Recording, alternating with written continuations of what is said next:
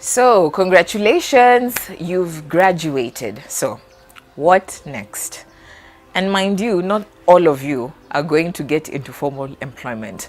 So, what do you do next? Hi, my name is Cynthia Kimola, and welcome to my YouTube channel where I help you to live boldly.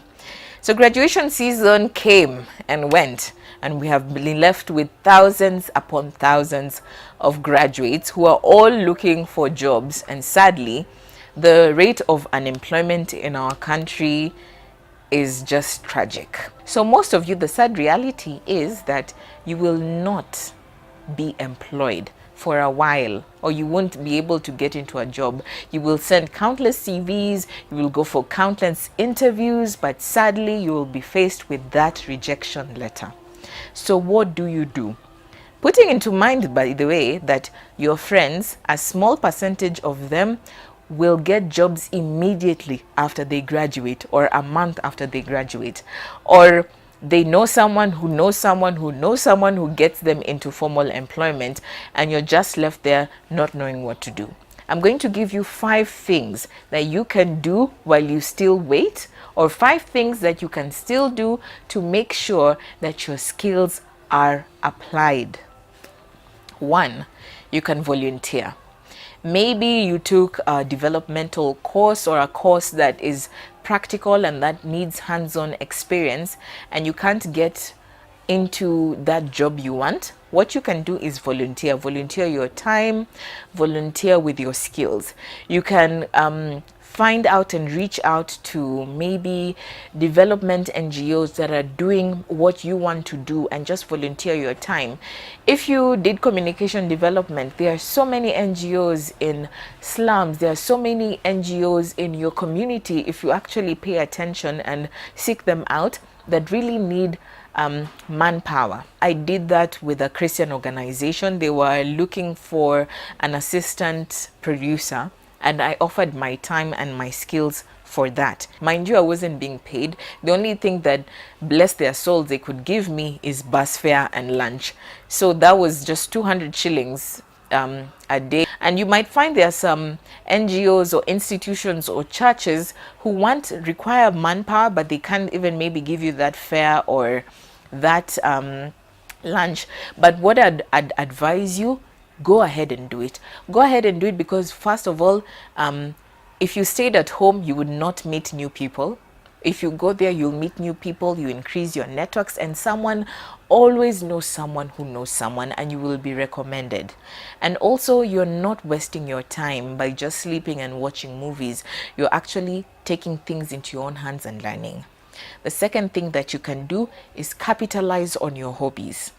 Do you love doing makeup? Do you love doing hair? Are you a painter?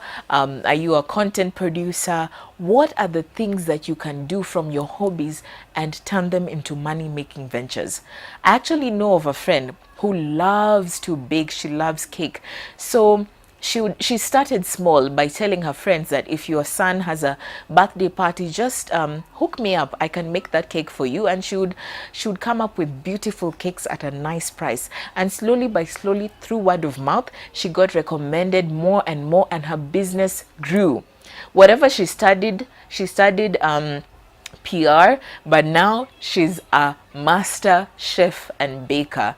And you can also do the same. The third thing that you can do is to solve a problem in your community. Here I'm going to borrow the wisdom of Jack Ma, one of the richest men in China and also the world, when he came to Kenya. He said the future belongs to people who can offer solutions to problems that exist in their community, in their country, and eventually in the world.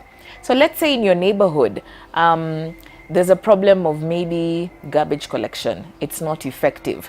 And you've come up with a way or a standardized manner in which people in a controlled way can collect the garbage and get it to be thrown off in a nice, humane way that will not harm the climate. Then that is something that you can do.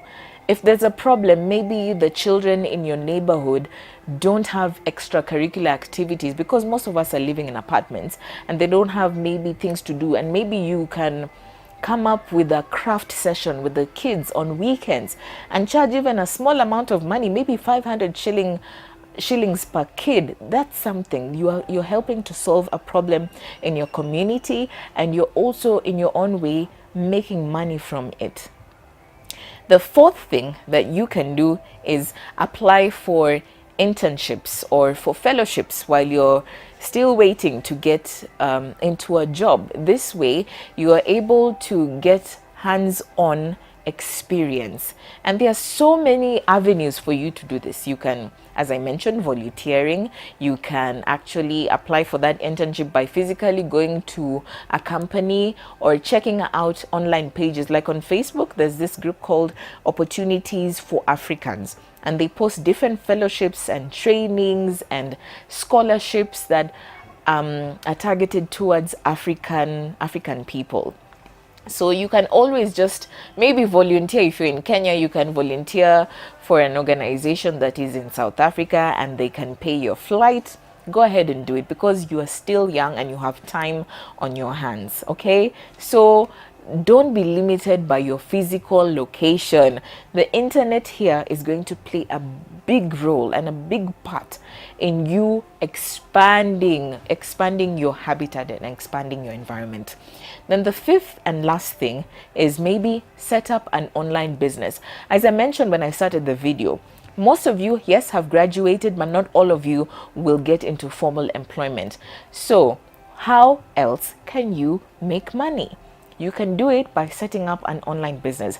I have a friend of mine, she graduated from Kenyatta University, and because she loved beauty and she always wanted to set up her own physical shop to sell clothes, but because she didn't have any starting capital and the rent in Nairobi CBD is very expensive, she couldn't be able to set up a boutique. So what she did, she went to Eastleigh, got clothes, different types of clothes that she would wear and her friends would also wear, and she took photos of them and she hosts them on a Facebook page. And she promotes them. So anyone, if I'm looking for clothes, I don't have to physically go and do window shopping. I can just do online window shopping, and you can do that by setting up a page on Facebook, setting it up on Instagram, and promoting your page. And here, the key to success is consistency and using your network effectively. So I hope these 5 tips are going to help you as you have graduated, so that you don't sit at home sulking, you don't sit at home wondering what your next step is going to be. There are small things that you can do, and they're going to impact you in a big way. How did you spend your time after graduation? Let me know in the comment section below. If you like this video, please give it a thumbs up so that I know that you enjoyed it. And please click on the red subscribe button so that you can be notified every time I post a video. So from me, Cynthia, keep living boldly.